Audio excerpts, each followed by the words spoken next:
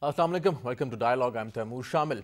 While the world is grappling with COVID-19, the coronavirus, a threatening pandemic, we see that the people of Kashmir are under a double lockdown and the Indian atrocities in Kashmir continue.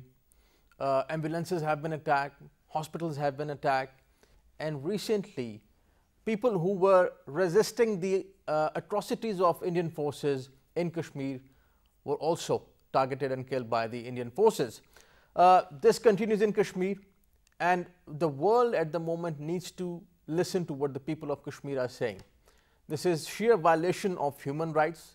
This is sheer violation of any basic standards of humanity that we talk about. And Pakistan stands with the people of Kashmir, because Kashmir is not just a concern for the people of Kashmir or for the people of Pakistan. It should be a concern, and it is a concern for anybody who is concerned about the human rights violations anywhere in the world. But after the recent clashes that erupted in Indian Occupied Kashmir, we saw aggressiveness from the Indian side yet again on the line of control and on the working boundary. And this has a reason, because that's what Indian authorities, the BJP government, even the successive governments in India have been doing. Because whenever the clashes erupt, whenever the people are resisting, every time there's a wave of resistance, and whenever they are resisting the Indian atrocities, the Indian forces, they make the line of control and the working boundary hot by showing aggression on the line of control. Pakistan has condemned it, and Pakistan has asked the international community to take notice of what is happening in Indian Occupied Kashmir, sheer violation of human rights, as I just said, and also to stop India for the aggression that it is showing on the line of control and on the working boundary. We are going to discuss about this, and we'll be having a special guest in the studios, but also we are going to discuss about Afghanistan, which is very important. A conflict entered in its 19th year, though a deal was struck between the Taliban and the United States, but the violence in Afghanistan continues, and Taliban continue to target Afghan security forces in Afghanistan. This is very technical, because they had a deal with the United States, not with the Kabul government, and the attacks on the Kabul government continues. But also there are internal schisms, there are internal divisions within the political arena in Afghanistan. We're going to discuss about that as well. We are joined by a special guest. On Skype we are joined by Dr. Arshi Salim Hashmi, renowned senior academic and professor of peace and conflict studies. Assalamu alaikum. Assalamu alaikum. We'll be having a report on Kashmir, and after that we'll continue our discussion on Kashmir.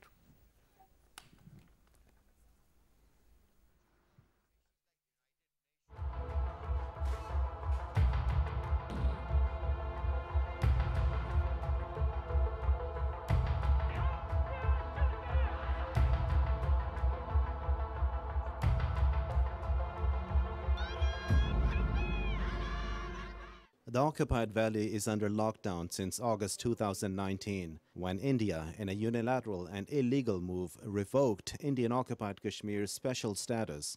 The following draconian crackdown on civil liberties continues till today, and the region has been neglected during the current COVID-19 pandemic sweeping across the world. On the other hand, Indian security forces have killed a prominent Kashmiri commander, Riaz Neku, in occupied Kashmir.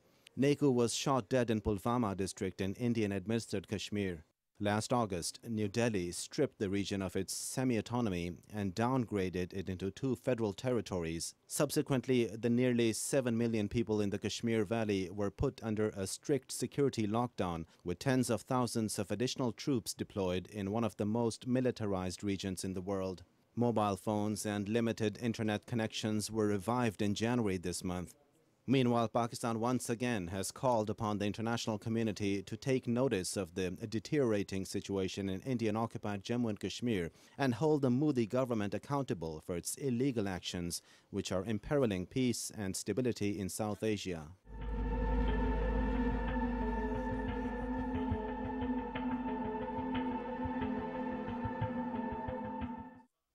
Right, you just saw the report on Kashmir and the atrocities, Indian atrocities in Kashmir.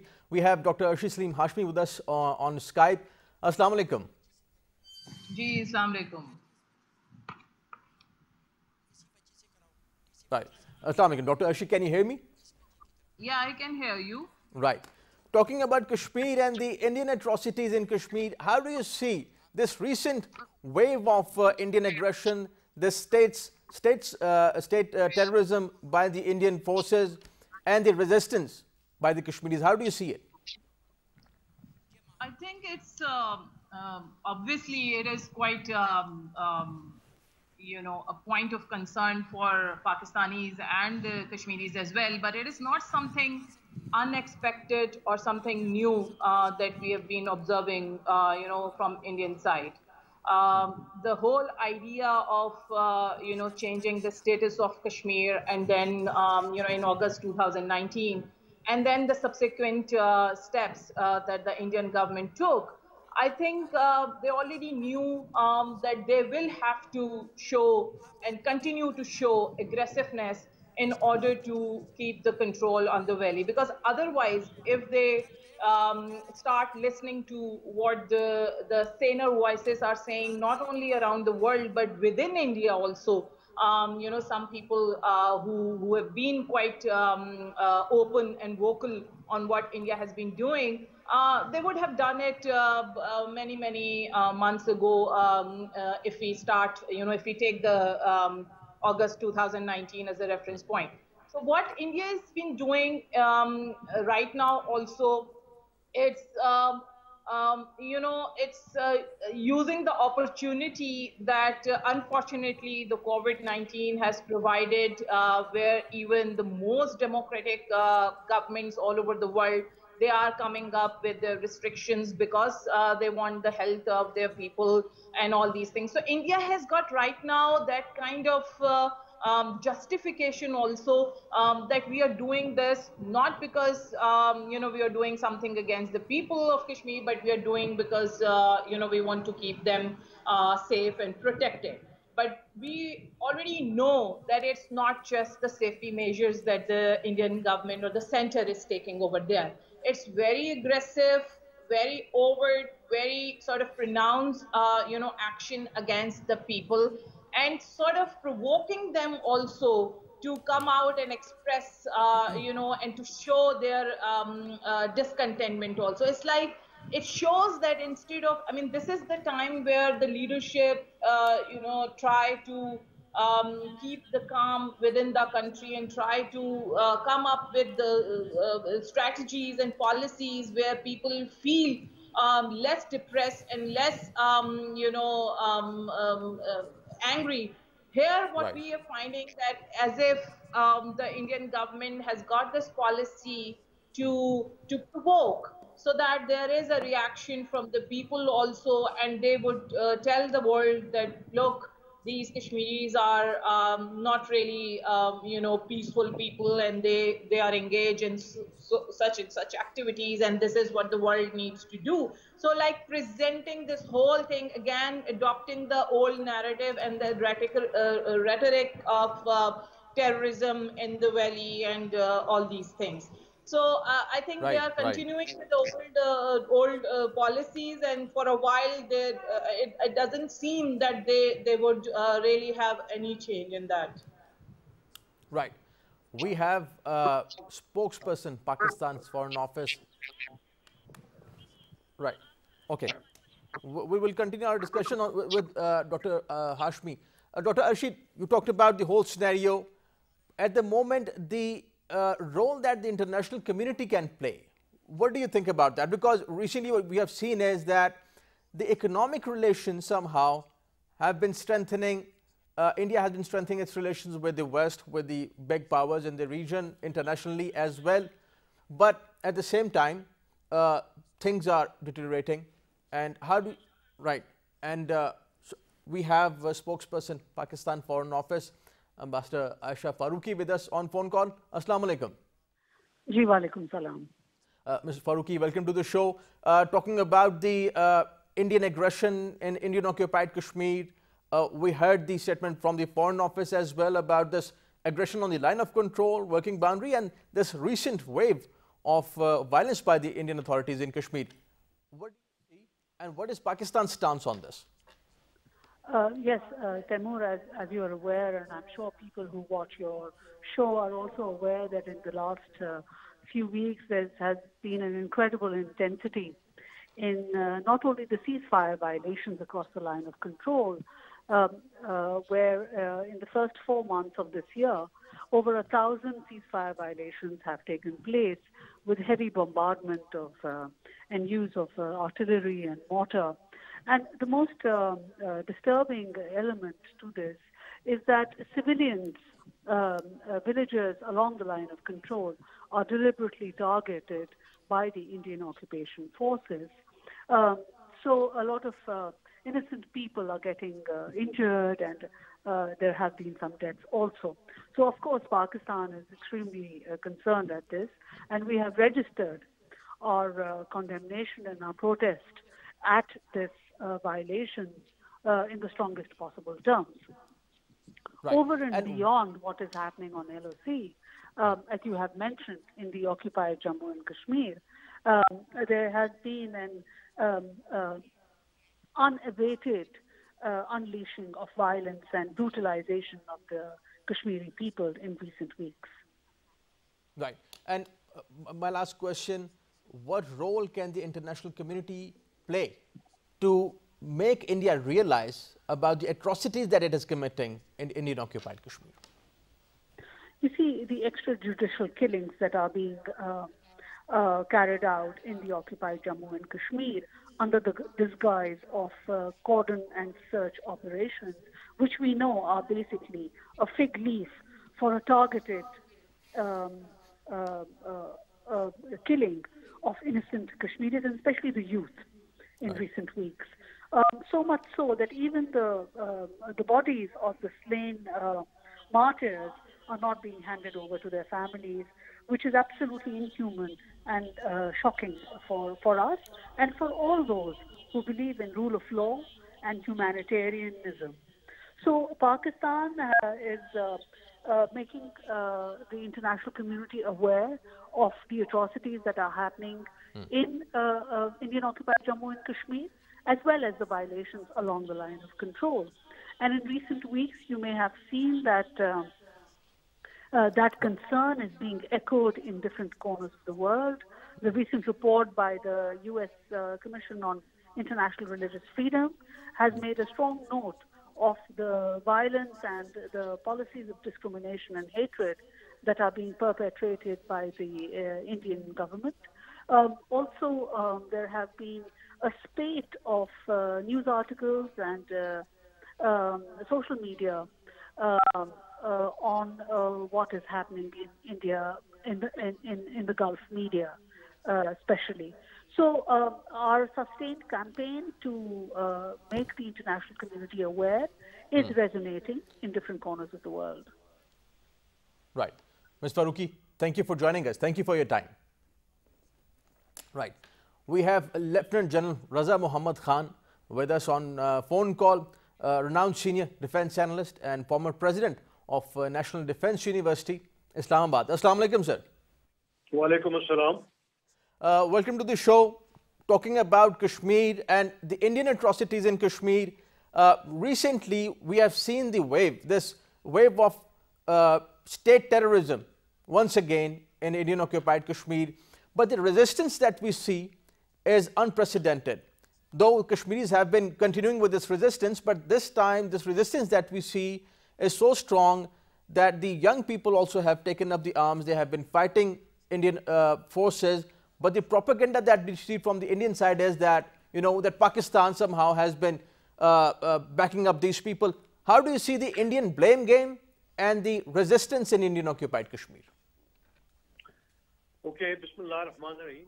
First of all, I'd like to make a mention of the tragic incident of the Indian troops murdering and martyring a young freedom fighter leader by the name of Riaz Naiko. And they refused to hand over his body to his family or to allow them to attend his funeral. They claim that they have buried his body somewhere far away, but one doesn't know whether they have done it or not, which is very regrettable. What they we should be worried about is the rise of a totally new wave of indigenous resistance inside occupied Kashmir after 5 August 2019. They must worry why people like Riaz were forced to abandon teaching mathematics and other subjects in schools and colleges, and those who have decided now to forcefully resist the Indian forces. They are doing so because they are seeing the Indian security forces murdering many hundreds and thousands of innocent civilians in front of them. Riaz saw them in front of his eyes in 2012. About 100 civilians being killed there, and that was his motivation that he probably, took up the weapon and left teaching there. Of course, we are all aware that over 9 months of curfew since 5 August, which is the longest curfew in history and in the biggest so-called democracy of the world. And this is rather a double lockdown. Absolutely. This is what I was saying, that they are, the people of Kashmir are in a double dilemma because of this. Imagine, the people without any internet, without jobs, without any businesses, food or access to medicine. And this has actually now led to a very major new and second wave of planned genocide of Kashmiris. And you must have read, the recent Twitter trends on the Kashmiri diaspora all over the world, who are giving the message, quote, "How does the lockdown feel, India?" unquote. So I hope, this is realized there and they finish these barbarities soon enough. Also because of the changing in their domestic law very recently in April, to alter the democracy of Kashmir is being strongly resented and bitterly opposed by all Kashmiris living all over the world. Let me tell you, the issue of the Indian blame game is absolutely absurd, and there are only two aims, and one is to create some conditions for any false flag operations, and the other is to draw the attention of the world from whatever they are doing. Well, you're absolutely right. Impossible. Yes. General Raza, you're absolutely right. We'll continue on this point, that two very important points that General Raza just raised up. Please stay with us on phone call. That one, that why top mathematics teacher would take up arms and fight the Indian forces. That's obvious that the Indian atrocities continue, but this question is very important that is raised by General Raza. Dr. Arshi, a top mathematics teacher would take up arms. What does this tell us about the youth, the Kashmiri youth in Indian occupied Kashmir? See, if you look at the history of conflicts all over the world, and we are not just talking about in our particular case, but in most of the developing countries, it is the discontentment and the space that is created by ignoring the most fundamental, rights that are supposed to be provided to people. When these rights are not provided, those people who may not otherwise be using violence or even,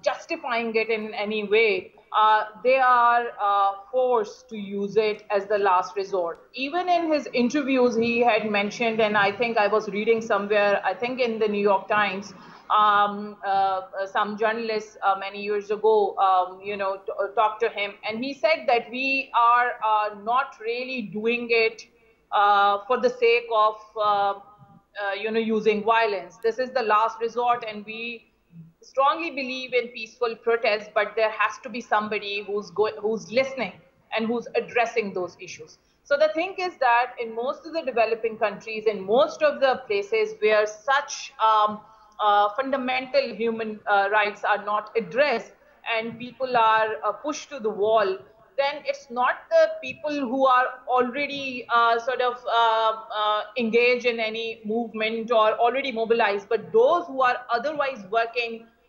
in academia or intellectually or writers, when they feel that now the time to just sit and write and speak, has passed, and they have to really do something to go in the field and to help people.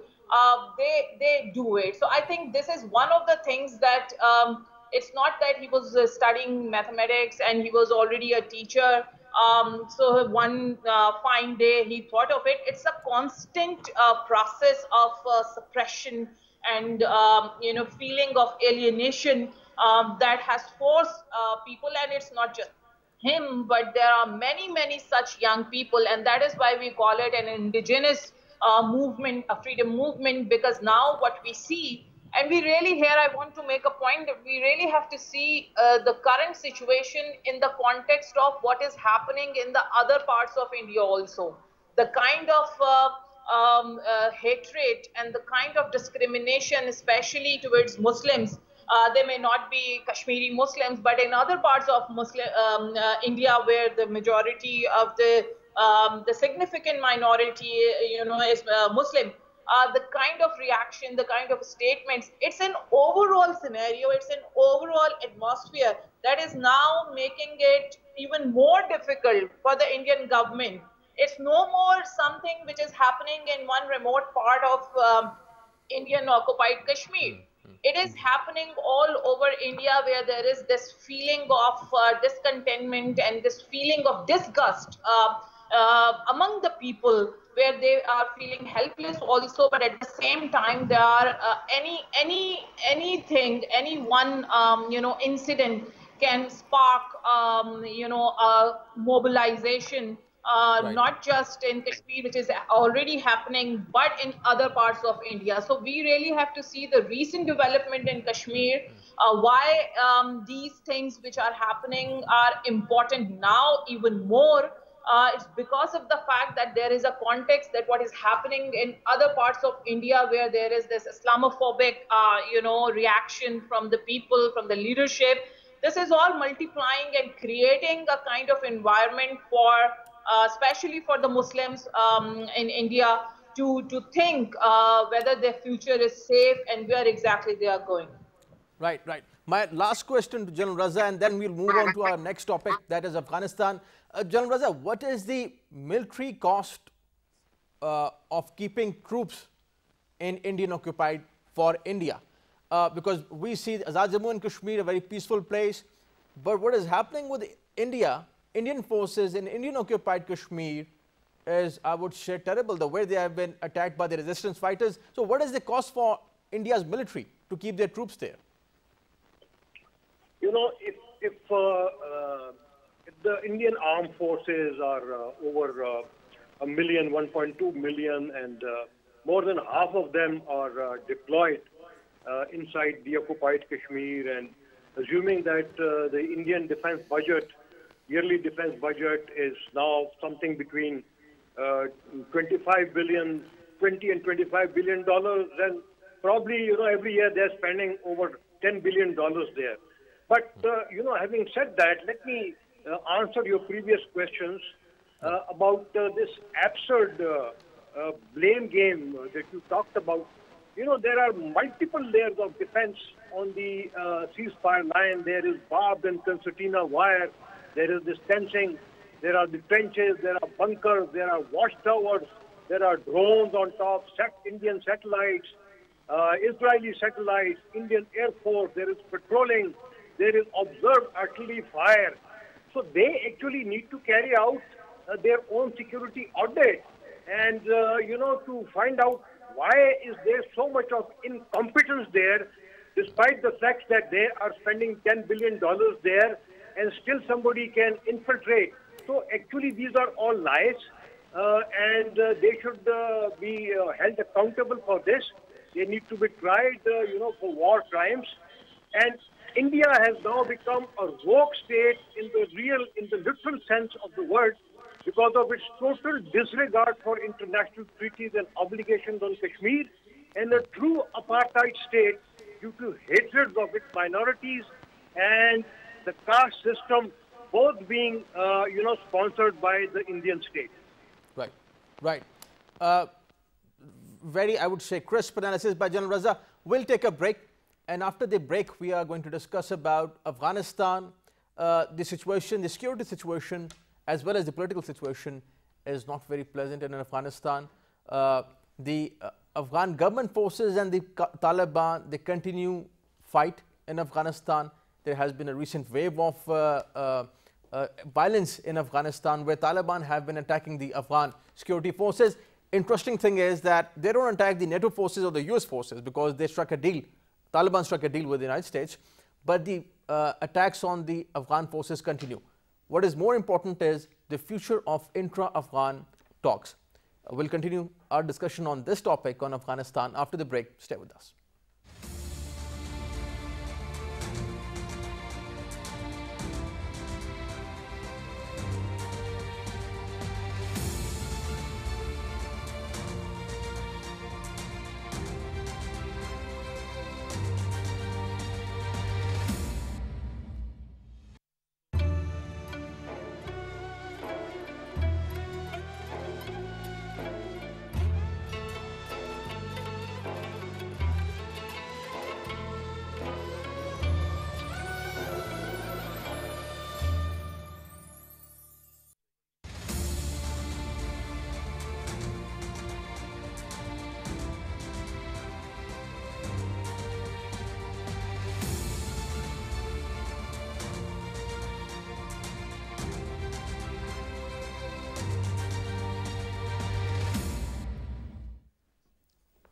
Welcome back. We are discussing Afghanistan and the security and political situation in Afghanistan. Dr. Arshi, I'll start with the security situation first and then we'll move on to the political side. Taliban continue targeting the Afghan security forces, and this is happening almost all over Afghanistan. The tricky thing is that Taliban say that they struck a deal with United States and not with the Afghan government, with the Kabul government of Ashraf Ghani. How do you see the security situation in Afghanistan? Yeah, see, this is something which is right from the beginning when the Taliban and the United States representative, signed the deal. These concerns were already there, that how they are going to go about it and how they are going to take it to the next step when the current sitting Afghan government of Ashraf Ghani and Abdullah, they are not really part of the whole agreement per se.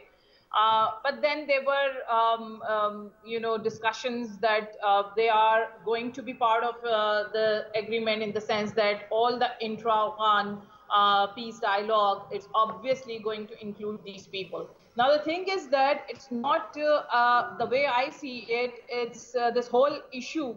It's when it seems that there is a clarity on part of Taliban and the United States that in any case they have to, take it to the next step. When it comes to the Afghan government, the sitting government, it seems that there are issues. And then there are, of course, other regional players as well. The recent visit of Zalmay Khalilzai to not only to the to Qatar and but India, visiting India and discussing the situation there, it indicates a lot of things. Some people would say, and in fact the Indians are boasting about it, that because of the fact that we have a regional role and we are so important for peace in the region, that the United States is reaching out to us. Another perspective on that is that it's because of the fact that it has been now realized by all the stakeholders that as long as Indian involvement in Afghanistan continues, a solution to the problem in the real sense of the word would not be achieved.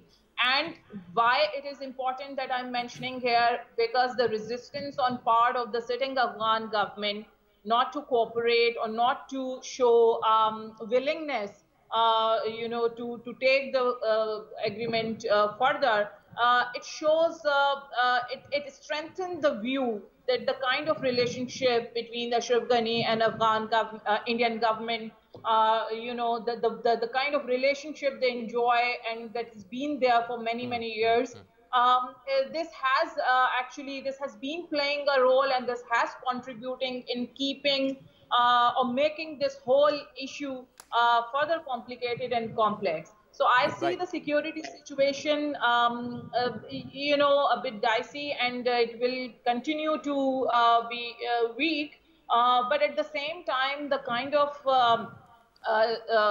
insistence and emphasis by the US administration to get something out of this whole thing, to give it a shape, and to be presented to United States, public, that there Right. is something which the Trump administration has achieved. So I think that urgency and that emphasis is going to do something. It may not be ideal, but it is Right. definitely Okay. going to bring some result. Yeah. Right. We have Mr. Hassan Khan, renowned expert on Afghan affairs and Pakistan's relation with Afghanistan. He's with us on phone call. Assalamu alaikum. Wa alaikum salam. Welcome to the show, Mr. Hassan. Talking about Afghanistan, you know the whole situation that is going on in Afghanistan. Now, how do you see the intra-Afghan talks and the future of intra-Afghan talks? I think this is where the elephant lies. Though the US and the Taliban have an agreement on 29th of February, you saw, and there were a lot of euphoria and expectations that the Afghan peace was in sight and the conflict is going to end. But unfortunately, the intra-Afghan talks, which were scheduled initially to begin on March 10, was delayed due to the issue of the prisoner release. There was a problem, I think, from the word go. You know that Taliban refused to talk to the Afghan government, and they focused for almost 18 months talking to the US government, and both the US government and Taliban agreed on certain points, and the Afghan government was totally kept out of the whole scene. Taliban were believing that as Dr. Ashraf Ghani or his administration, it is a puppet regime, and it is the US which is calling the shot. So there is no need of talking to Afghan government or Dr. Ashraf Ghani or his team. So they totally kept out. They were kept out of the whole process. So once the agreement was signed, and they agreed that within 10 days, 5,000 Afghan prisoners, including their top leadership, almost 15, 20 top leadership of Afghan Taliban who were in prison, they would be released, and after that, on 10th of March, the first intra-Afghan talks meeting will be held. But when the things go to Dr. Ashraf Ghani's table, definitely he is the president of Afghanistan. He said that it's not that easy, that I was not part of any parlays. So definitely I would release the Taliban prisoners, but Taliban has to agree to certain conditions, like announcing a ceasefire, reduction in violence, etc., which Taliban said that no, we are not doing that, because it was the US agreed to release these 5,000 unconditionally. So then there the problems were created. And even by today, you know that almost 900 Afghan Taliban prisoners have been released, and Taliban also released some of the government people. But still, the process, I think it seems to be in jeopardy, and that's the reason that Zalmay Khalilzad has again dashed into the region, and he is in Qatar, he will be in Islamabad, he will be in Delhi, and he will be in Kabul to save, I think, and to at least have what we call it the intra-Afghan talks, to have a beginning of that, not necessarily what's the results coming out of it, but at least the Americans are pressing the Afghan Taliban and the government to have at least the beginning of intra-Afghan talks. Right. Mr. Hassan Khan, thank you for joining us. Thank you for your time. General Raza, this point of the release of the prisoners is very important. Rather, I would say, as experts call it, prisoner's dilemma that is going on in Afghanistan at the moment. How do you evaluate President Ghani's governance, his dealing with the Taliban? Because many experts are of the view that so far President Ghani has not been able to deal with the Taliban well, and that is why the attacks on Afghan forces continue, because they couldn't release the Taliban prisoners in one go. That's what Taliban were expecting. How do you evaluate this whole situation? First, let me tell you, that recently the U.S. Secretary of Defense has very categorically stated that the road to peace in Afghanistan is long, winding and bumpy. I think I tend to agree with him. And he also said that everything depends on the planned intra-Afghan talks. He also warned that the Afghan government needs to organize itself and reach an agreement on power sharing. So it is good to know that, some kind of an agreement is now in sight between, all the contending parties, not only between the president and the chief executive, but today I was reading that the former Vice President Rashid Dostum is now also become a contender in power. And the Tono News was reporting that he may be promoted, as a marshal, although one doesn't know what that means. So that is probably some kind of a political development which may be good for the peace process. On the issue of the release of prisoners, I think 933 prisoners have already been released by the present Afghan government. And they have stated that probably another 500 or so would also be released shortly. 110 have been released by the Taliban. So this is being seen, as a positive development and some kind of, confidence-building measures, eventually leading to the intra-Afghan dialogue. So we hope that, this kind of an activity continues in the future as well. And once this is this continues, then I think the peace process is likely to continue. Also, very quickly, let me add that Mr. Zalmay Khalilzad has already probably met the Taliban in Doha, and they have met. They are going to meet the Indian counterparts, and he's going to come back to Islamabad, essentially, to make sure that the intra-Afghan dialogue progresses at a fast speed. Right. And my guess is that they are looking at a period which is before November, which is the time when the U.S. elections will be due. So if that happens, as early as November, I think that will not be a bad thing, looking at the complexity of the situation. Right. General Raza, thank you for joining us. Thank you for your time. Right. This was General Raza's analysis on the Afghan situation. But Dr. Arshi, one interesting and I would say very significant development is that Pakistan almost has fenced its very difficult terrain. The Afghan-Pakistan border is that Pakistan has fenced it. Almost 70% of the work has been done because we are concerned about the people living on the border area. How do you see Pakistan's this fencing of border initiative, and can we really make the terrorists from the Afghan side, we can check them on the border side? What do you think about this whole security situation over there?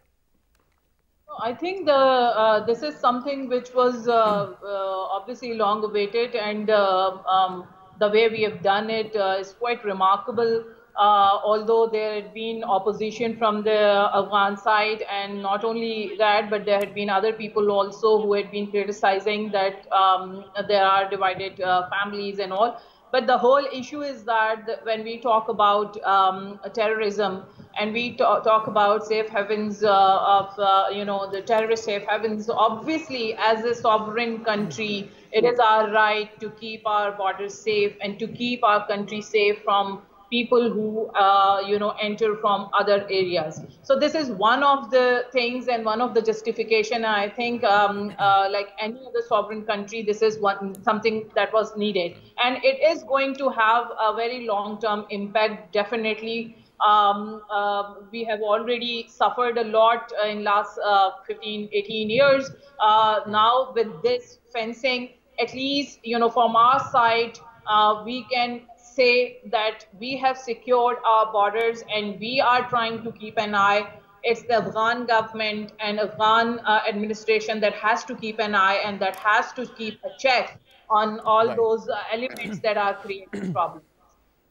Right. Dr. Arshi, thank you for joining us. Thank you for your time. That's all from today's show. We talked about two very important topics, Kashmir and Afghanistan. In Kashmir, we see the Indian atrocities gaining momentum day by day, but the resistance that the Kashmiri people are showing to the Indian forces is unprecedented, though this has been continuing for the last more than 72 years. Pakistan stands with the people of Kashmir, and I think Kashmir is a concern for anybody who is concerned about the human rights, who is concerned about the human rights violations anywhere in the world. Talking about Afghanistan, peace in Afghanistan certainly is very crucial for the region and specifically for Pakistan. We are a neighboring country, and keeping a check on the border is very important for us. And having peace in Afghanistan is equally important for Pakistan. Thank you for watching today's dialogue. See you next time. Khuda Hafiz.